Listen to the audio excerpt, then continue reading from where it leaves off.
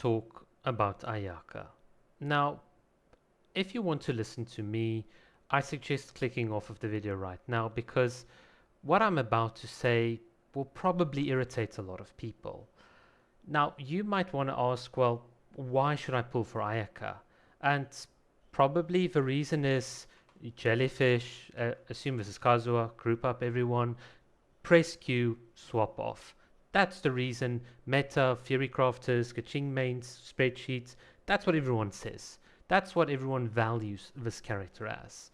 Now, to me, if that's the reason why you want to pull for Ayaka, you go ahead. Now, in my opinion, and again, don't listen to me, this character is way more than just being a Q bot. In much as the same way, Kokomi is way more than just a TDS and jellyfish bot.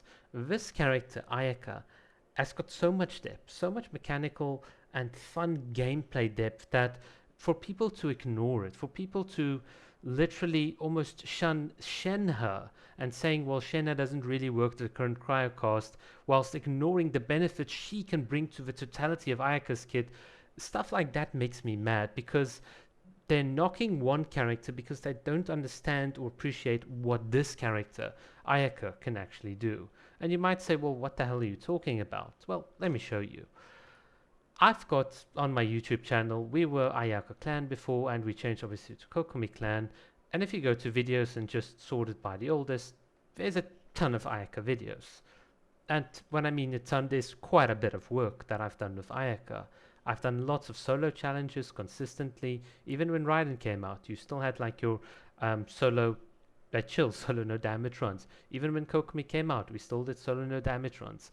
Ayaka is a character I've literally spent hundreds of hours with.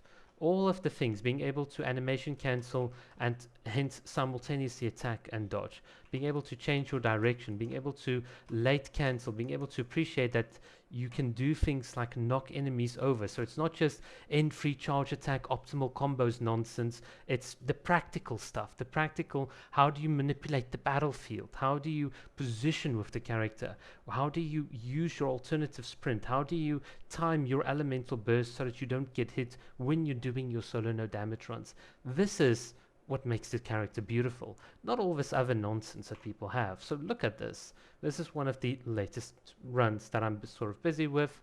You can see here, this is Ayaka and she's doing a solo no damage run, knocking over all the enemies. Positioning here is key. You will not find this in any guide. There's no Ayaka player on earth, not in the Chinese player base, not in the American player base or the European player base, that can teach you how to properly position and use this character to do some cool mechanical things, to play in a solo no damage run way.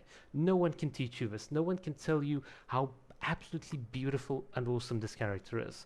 I'm passionate about Ayaka. That's why, in my opinion, she's not a 4 out of 5 like someone like Tenten would say. She's an absolute 100 out of 5. She is a bazillion out of 5. It's, if you don't have this character, you are throwing, in my eyes. So that's why I said I'm extremely passionate, but at the same time, I'm sort of burnt out on the community. I'm burnt out of all the terrible takes. I'm burnt out on everyone you saying Kokomi is just useful as a jellyfish bot. I'm tired of people not understanding how to space with Yai Miku, even though Ayato takes like more field time with his skill. I'm tired of people just using Ayaka as a Q bot. I really can't take it. Like, what I want is the passion, the dig your teeth, like dig into a character, play with the character, understand the full scope of their mechanics, and really, really understand why they're really, really awesome. Whether it's from the mechanical skill, whether it's from being able to manage your team well, whether it's being able to move well on the field. That's why I love the characters that I've got. That's why I've got them at C6R5. That's why they're awesome. So if you want a reason to pull for Ayaka, I've given it to you.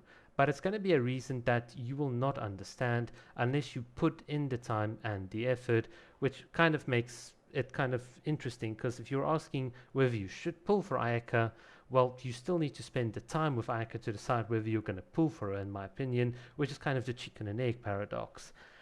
If what I've said irritates you, if you're just going to pull for meta, you go ahead, because I'm not going to convince you to pull for this character. The only thing that the only person I need to convince is myself, because there's so much more to this character than anyone really understands. And for me, it's frustrating. It's frustrating to see a good character being reduced to just a Q button. So in a sense, I am sad about it.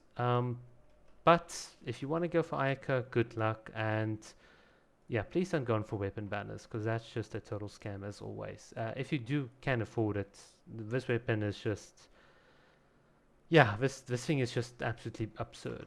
Yeah, that's all I can say about the weapon. It's just absolutely crazy. Alright, I've got nothing more to say. Bye.